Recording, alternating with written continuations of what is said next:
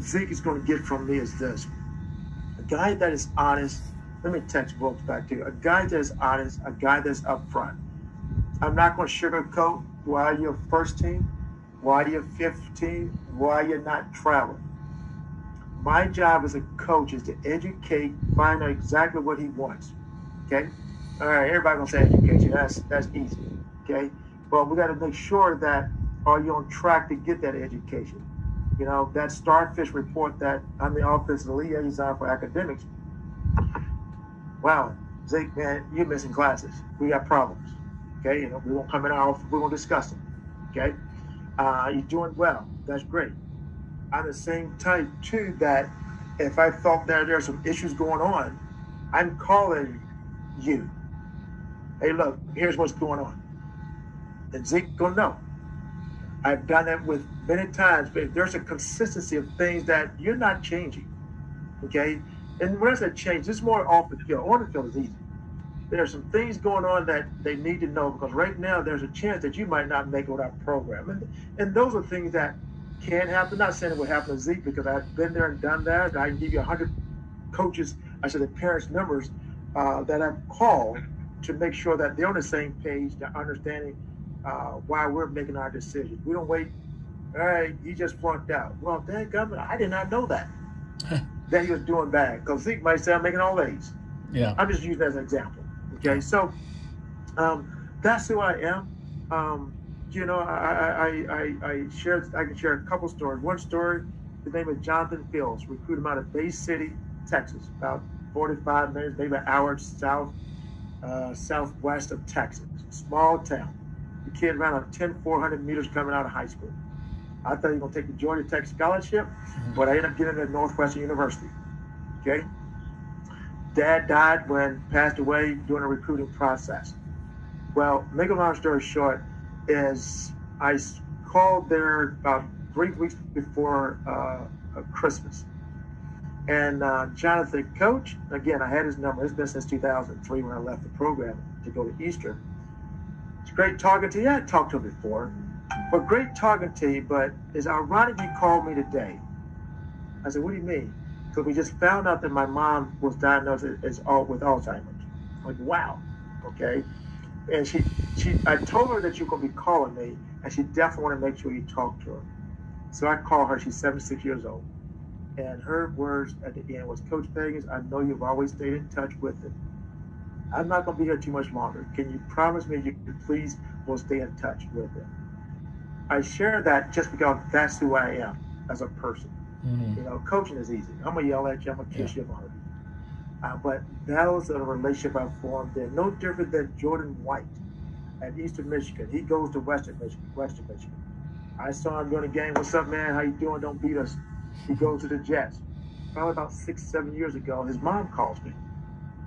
Again, this is going back to 2004 or 5 when I was at Eastern. He was at Western. Jordan's going through some things. Can you talk to him? Sure. I can probably pull up my text. Several months ago, he sends me a picture of his newborn. So, though, I mean, I always tell parents this, guardians, I know you're not a true parent, but that if every one of you guys could talk to my parents, all you guys will want to commit, because I'm sincere in regards to what I say. And I'm not here to sugarcoat it. I'm not here to try to like you. I'm here to try to help you develop you. We don't like each other. So I tell guys this, you know, in this recruiting world, you know, you're going to have coaches going to be nice, say some good things to you to try to convince you to go. And I always tell guys this, it's like those girls out there. There's a bunch of good-looking girls. There's a bunch of good-looking colleges. There's a bunch of coaches who want to say some good things to me. The girl that is very flashy, the girl that, you know, hey, Zeke, man, you want to go to bed tonight? That's that coach that's selling you everything to get you.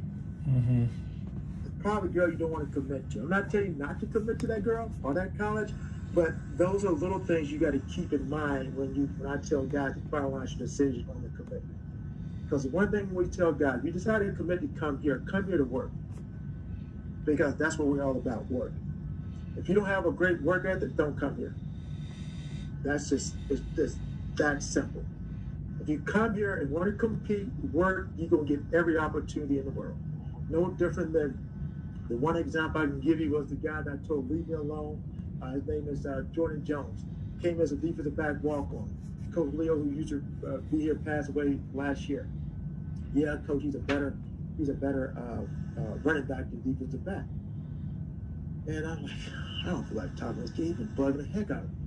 So a week later, this again going last year, I said, Jordan, do me a favor, shut up and just leave me alone, please. Okay? You go be a scout team running back, and I'll see you before practice, I'll see you after practice. Even the 2 days after that, hey, coach, I can be a punt returner. Jordan, leave me alone, will you? Hey, look, I'm trying to get ready for the season, okay? Not this past year, but when we had a football season. Just go do your thing. Okay, go try to catch some punt. Do that. Well, that same young man, Jordan Jones, is the same guy right now that is battling for a fourth-string tailback position. My point is, and I love using that example because here's a guy I didn't even recruit, didn't even talk to, didn't even have a clue who he is. Yeah. But he came here and worked. I mean, Nick Bingham, the one that only scored in the second round of the playoff game last year, he walked on. Came in the spring of January 2000. I think the first meeting was January 17, 2019. From that time to when we ended spring ball, he earned a scholarship. The same young man that played in every game. The same young man, as I said, was the only one that scored a touchdown. We don't give a crap how you start. As long as you start and you work, you can get that opportunity.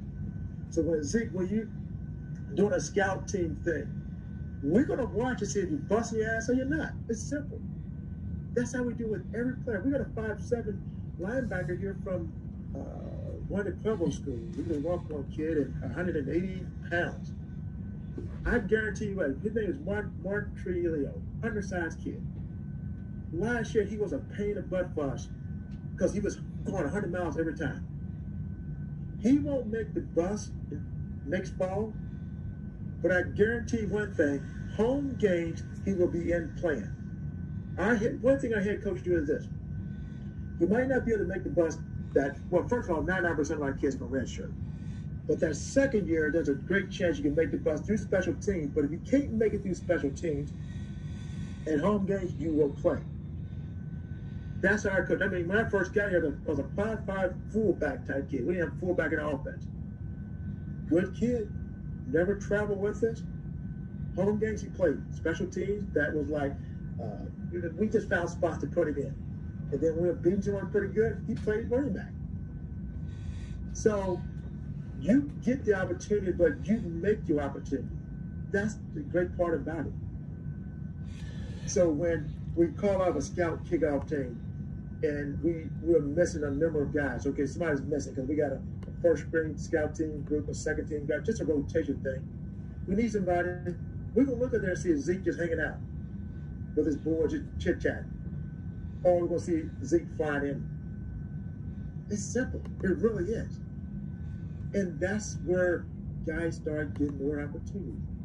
Pierre sent me an email. We get 50 emails a day. We delete 90% of them from Canada.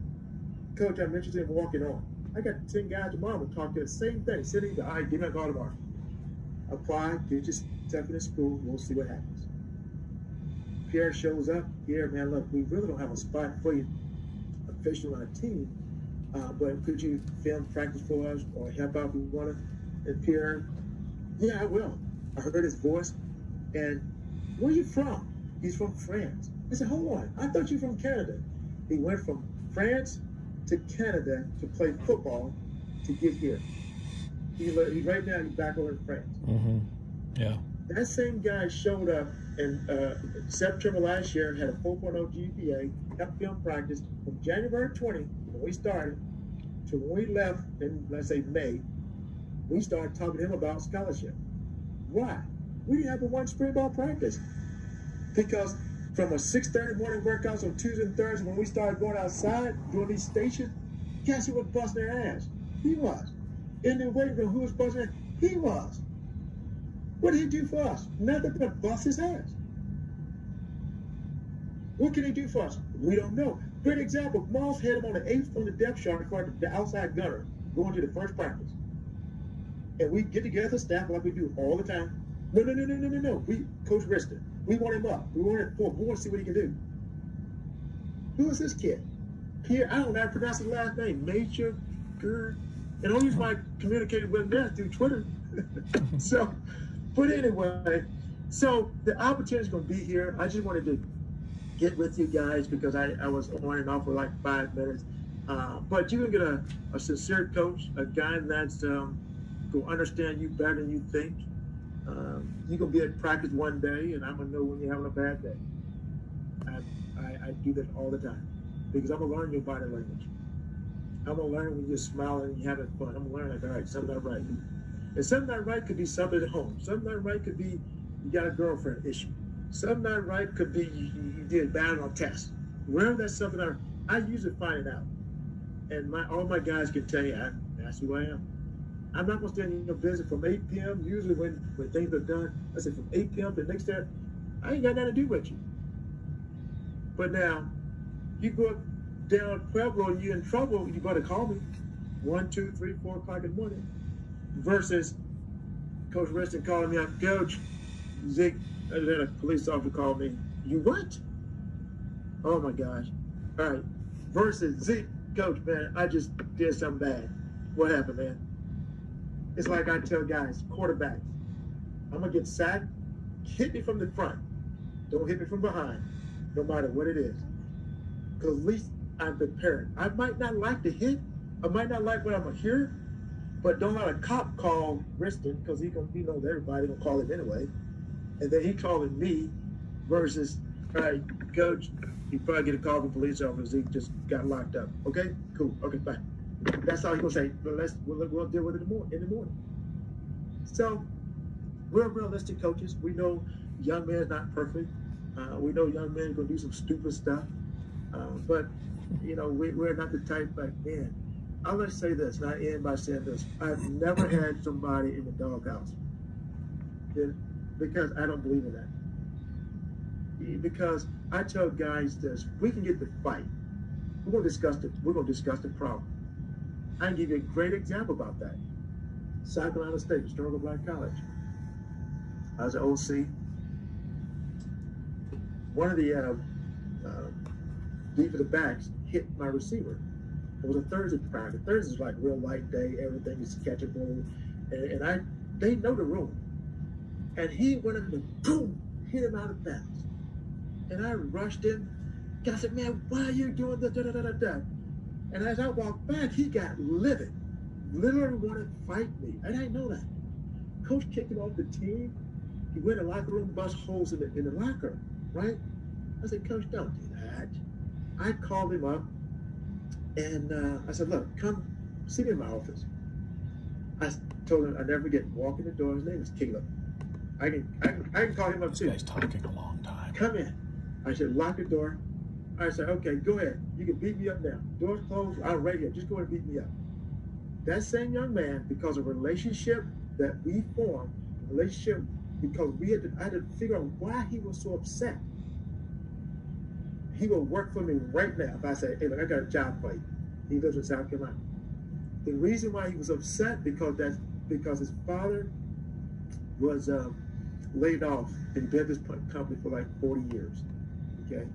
And he was a walk-on kid, and so he's been laid off for like, I think, a month or two at the time. So he was frustrated from that, frustrated for him, and I was so happy to be the one to win a match. So with me, I share that a little bit because what I learned was that when a kid is upset about something, there's something else. Just figure out what it is. So, questions for me? Yeah, thank you, Coach. Any questions? Go ahead, Zeke. I guess just like to start, I already asked you something like this. When you're running back and going from high school to college level, what do you see like the kids that will come out, redshirt, and maybe start the next year, or maybe don't even redshirt, and they start freshman year, if that is even something that you've seen happen? Like, what's the difference between their mentality, like working hard and everything, and everybody else?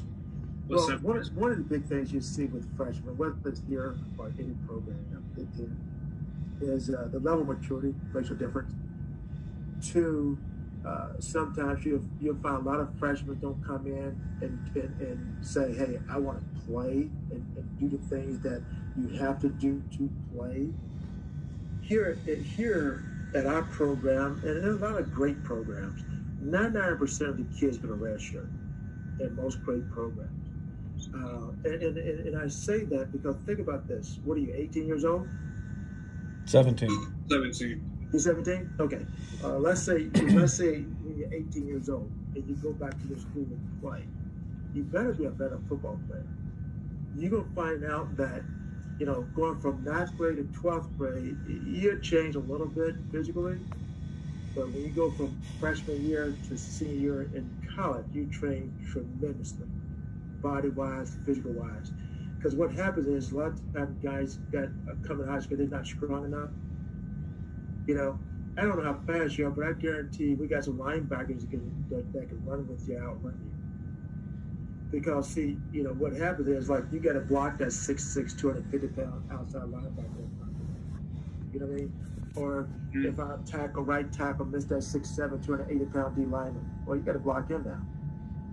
So those are little things like that. As a guy ready for that freshman year, it's tougher. Those guys like in Alabama, those 5 stars, those guys, I will say this. When I was out coaching for 3 years, Next Gen All-American Camp, it was done by William. He played with the Patriots. Gosh, I should think of his name. But anyway, the camp was dealing with 9th graders, and they was future All-Americans.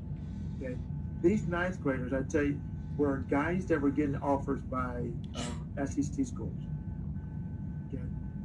And the thing is, and what happens is, when you see, and I did it for 3 years, and there's the big thing we do at the very end, and I get like a team of 707 kids. All those guys went FCS from Notre Dame, Michigan, so I seen them as a 9th grader. Okay, like Eric Gilbert, he was just at LSU, played. Okay, he just transferred, either going to Georgia or Florida now, but he was 6'5", 235 as a freshman in high school. And you knew he was an All-American, okay? But my point is, but when I say that is that level of work ethic, are you strong enough?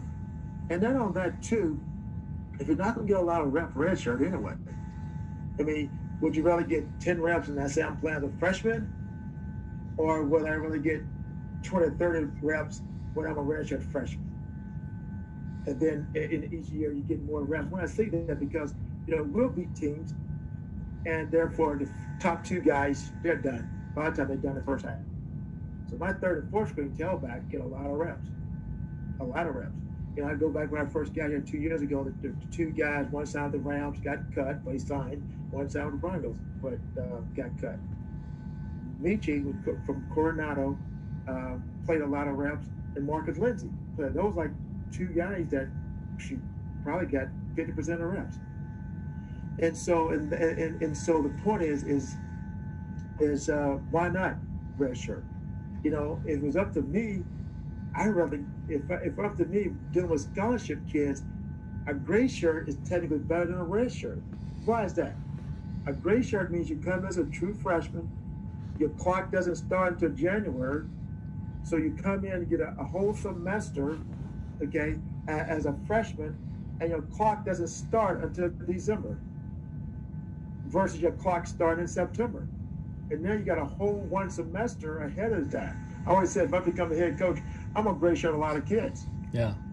Because now they get a whole semester that doesn't count against you, and now you're, quote, 1 semester ahead of time, and you get better coached from January to spring anyway, because from September to December, well, you're a scout team guy. You're not getting coached besides individuals in the beginning, and that's it. Well, I did that as a freshman. I was a scout team guy. So to answer your question again, just the level of maturity is a big thing, and physically, their running backs are not ready. There'll be guys got talent and shows flashes, but they're not ready because you got to pick up protection. You got to be able to see that block. Oh shoot, my eyes over here. No, your eyes got to be over here now because that safety did this. You know, like for instance, if we were in a room right now, I'll say, draw up me a 34 defense, draw up me a 42 defense, show me what a 0, 1, 2 out, 3 out, 7, 9 technique are. I don't expect you to know that. But once you get here, we'll start learning. Because I'm gonna stop the film. Hey, Zeke, okay, tell me what front that is. Zeke, tell me who you're blocking on this pass protection. I do that all the time because I want everybody to take a pre-snap read. Pre-snap read is a run thing. Pre-snap read is that front 7. All right, he's in a 5-eye, he's in a 9. He's in a 3. No, he's in a 4-eye. Okay, I want you to see all that because that's a snapshot. Because now, when you take that first step, you're going to get a feel for where he's moving. Because that safety drops down, oh crap, there's something coming. So therefore, your eyes are got to go back. Okay? So it's little things like that which, you know, young guys got to grow in and learn that. And most high school coaches don't get go. You're aiming at the inside leg of the tight end, inside leg of the tackle, wherever that aiming point is. Okay, you just run. Okay, so it's little things like that will teach you and go from there. Just like a lot of times running back, they want to get the ball, go real fast. Show me how many offensive linemen go fast. There you go. So why do you need to go fast? You will hear me say all the time, let the fat boys work. Be slow. Let them work, and then bang, burst. So those are all little things, and then of course the speed of the game is so much different. If you could have came here when we were trying to do practices with all our guys, we had old guys practicing twice a week, and the young guys practicing 3 days a week, and it was perfect for them because they were getting coached. Oh my gosh, we always say as coaches, we wish these freshmen could sit back and learn how to practice. I got to get on the running back, man. Look, no, you got to go another 30 yards down the field. I don't have to tell the old guys because they got it now. Now it's like you really got to coach. But when you're out there with the old guys, you're gonna learn. 2, they're gonna make sure. No, go. You all wrapped up and you all wrapped up tackling. You go back. No, you don't go back to the huddle. You're gonna come. If you were to come to a game, pre-game warm-up, we line the ball with 20, 30-yard line. Every snap, you take the ball to the end zone. I'm over here on the sideline at a home game talking to a recruit. And of course, I'm constantly looking. And one of my young guys decided to go about 15 yards and turn around. I said, hold on 1 second. I got to go take care of something. So I ran out there and I let him have it. Because our standard is you take the ball to the end zone. It's part of getting yourself in shape, getting yourself warmed up, and understand, hey, you're going to be a better football player. So, but anyway, question. Uncle, any questions? Yeah, one I had that you guys touched on the previous call, and again tonight a little bit, and again I understand the kind of, you know, the red shirting thing makes complete sense, right. But I want to make sure that, you know, the best players are earning the spots, right? So I want to make sure that I'm not a misunderstanding, and that there's just like this. There's regardless of kind of your skill set, you're going to get a little more opportunity as a junior and a senior, because that's kind of where the scholarship money is really kind of, you know, earmarked. And I want to make sure that it's not so much a seniority. Seniority, I get it. I mean, there's going to be that, but I want to make sure that you're also being rewarded, that the best players are getting the play time. Okay, to answer that question, that's one of the reasons why we have our success here. Okay. A young man by the name of Nanoa Shen, okay, 6'2" safety, walked on. Okay, only reason why he walked on, from Arizona. His teammate came here and was a scholarship kid. He was a running back. They both came on an official visit. The exact words that Nanoa told our head coach, I'm gonna earn a scholarship and I'm gonna start here for you. It was last year. Okay. After the first spring, after basically fall camp, he had earned money, and that's kind of rare. Okay. Up until May, he was working as a second team unit. He was a freshman and a walk-on. Mm-hmm. That's just one example. Yeah. And so we don't get caught up in that. The biggest thing is it's good to hear that, though. Curve. Yeah. when you're ready. Because a good example is a lot of times I did it even at Northwestern University is, all right, let's throw the freshman and see if he's ready. You know that he's ready. We did it with Stephen Crow this past summer. Hey, Stephen does good with the young guys. Okay, let's throw him in with the old guys. Not ready yet. Those are little things that, because you're gonna give those opportunities, and you're gonna tell whether they're ready or not. And that's where we find out when a guy, oh shoot, he might be ready. Okay. Then you start getting more reps. Okay. But I said that from the opportunity of practice, because the big thing is this. You got to make special teams, because when we start traveling, it's about 53, 55 that can travel. That's our RMAC rule. And so how do you break down? If you're the top 3 or 4 of the depth chart, well, everybody's supposed to be able to play special team. If you're not on the special team depth chart, you don't travel. And so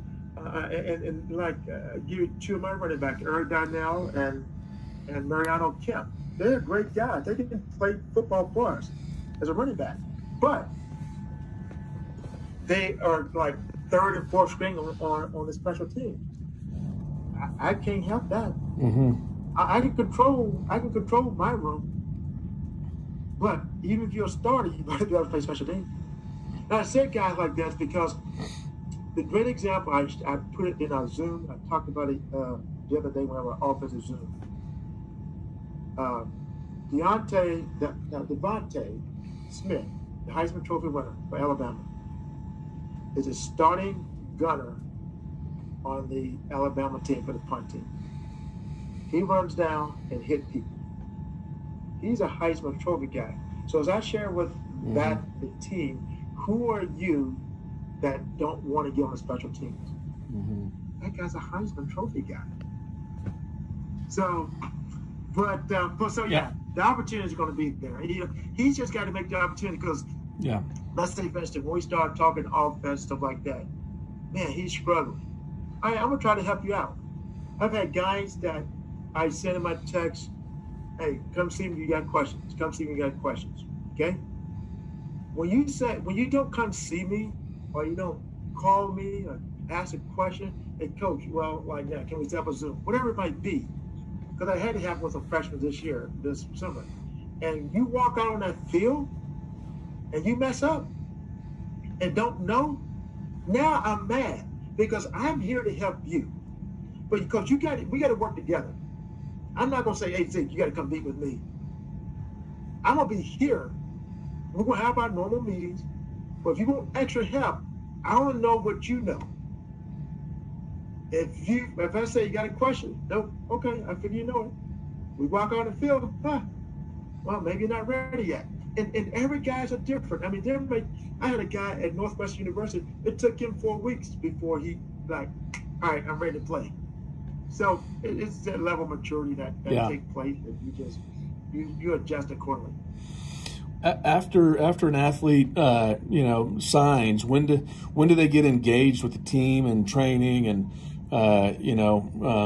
just the process? What we do is after signing day, February 3rd, we send workout packs that our strength coach will do with all signees, guys that are going to join the team. And the way we deal with that, I don't know if it was explained, but come June, then we decide on, okay, we need 10 running backs, we need 10 D linemen, because at that point, that's why we have that preferred walk-on stuff.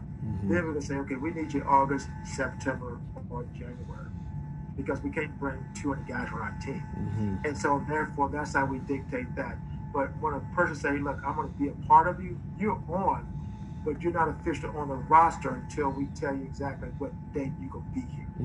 And you're supposed to get officially on until January. Well, he's on. Nick Bingham, he was January 2019. So, and everybody, we'll get 20, 30 guys. It can all be based on who decided, who quits, who transferred, who flunked out, things of that nature. Okay.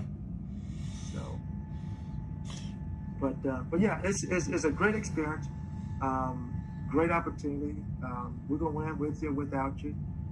We say come, and we're gonna try to we can't guarantee a ring, but there's a great chance that you can win a ring or two in your 4/5 years here. So that's one of the good part about this program. I mean, I get here my first year, I got a nice little ring right up there. And so anyway, I do have an 8 o'clock Zoom. I'm going to be doing the same exact thing. Yeah, it's a lot. I know. I can hear. It's a lot of work. Any other questions, though? Zeke? No, I think that pretty much covered a lot of it. But kind of along the same question my uncle just asked. Do you guys send out, because you send out workout packets and stuff, but do you let players who want to start learning the playbook immediately, or everything that's kind of not physical about the game but mental and all the paper stuff? What I do is after signing day, and then with walk-ons, is we kind of wait to see exactly how they serious, because even if a person walk-on tested, we really don't know if they're serious until once we say that they pay a deposit, and that's why we put you on the list. Okay, Clark, we're going to check, hey, pay deposit, he probably serious then. And now we get into the thing, because I'm the type that wants you to have a great grasp of the basics of the offense. What's macking, what's chase, what's jack, what's playing. And those little things are core things. And then, you'll be part of a Zoom thing once I start that back up with all the running backs. And you'll be on it just like everybody else. And we'll go through no different than you're in a team room. And that's what we did 100% of the time anyway since this stuff started. Is we put up our app stuff. We don't have playbooks we set out, but at the same time we do a Zoom thing with guys and go over it. And we always tell guys take notes and things of that nature. So we don't do the playbook and all. Nah, the guys don't look at playbook anyway now. So yes, we and all that stuff takes place after signing day. It doesn't take place immediately after signing. Usually about a week or two, things settle in. We decompress a little bit because we even though we're not on the road like we normally, we're still going hard. And so any other questions before I jump off this thing here? And Uncle, you got a question for me? No, I think I'm good. I mean, you've been great. So thank you. Well, I appreciate you guys, and again, a thing like I say, you're gonna get an opportunity. You just got to make your opportunity once you get here, and that's what I tell every player. I'm not gonna be the one to fumble the ball. My job is to correct it, to say, hey, you got to hold a little higher. If you drop the football, my job is to correct it, and what I do from there to see how you do it yourself. I watch every little thing. So your success is my success. Your failure is my failure. That's how I go about it. If you fail, I got to figure out what did I do wrong, what could I have done differently to make that better. Hey, Coach, I got one question for you. Yeah. If you had to go back in time, right, and you're going into college, but you've got the knowledge that you do now, what's the most important thing that you would say factors into the decision? Factor the decision of what? Of deciding on where you're going to play. Oh. I think the biggest thing for me was how the coaches treat me. Forget the school. I joked around about the Janet Jackson thing. I wanted to marry Janet Jackson as far as looking at a school, but at the same time, I didn't make a decision. And just like that girl that makes you feel good early on, is that the right school? But that coach or that girl that's sincere with you, you know who they are. That's the place, because I feel that I got their word. You can go to CU, CSU, a lot of places. That's great, but if you don't feel that you have a relationship with the coaches, especially your position coach, you can be the greatest thing in sliced bread, but if you're in a position coach you can't get along, he ain't playing you. So, but the point is that I think relationship is the best. Like the coach who recruited me, John Masco. He coached, if you Google his name, he might be the Redskins now. I know he went with the Panthers, but he coached me at UNC Chapel Hill. He was my recruiting coach, and I haven't talked to him in probably about 2 years. But again, And that's going back to 1983 when we recruited. So that's a relationship I kept with him. Yeah. So to me, it's a relationship because Yeah. I can, hey, John, how you doing? That's good. You know, and I call him Coach Masco now. You know, so. All right, good. Yeah, that's a good one. Yeah. Quick story. I'll let you go about him. Oh, good. Yeah. John Masco, South Hill, Virginia, is an hour and a half from Chapel Hill. And first day we got in pads, you know, I'm redshirt freshman on DB. I messed up on something. John Masco ripped me so hard and said to me, Howard, I wish I'd never recruit you. I should send you back to South Hill. I'm like, oh my goodness. And so in 2001, again, I'm going back to 1983. 2001, he came and looked at our offensive lineman at Northwestern University. He's standing in our indoor facility, and we had a recruit out there hanging out there too. And I introduced a recruit to Coach Masco. I said, Coach, I can't think of the kid's name.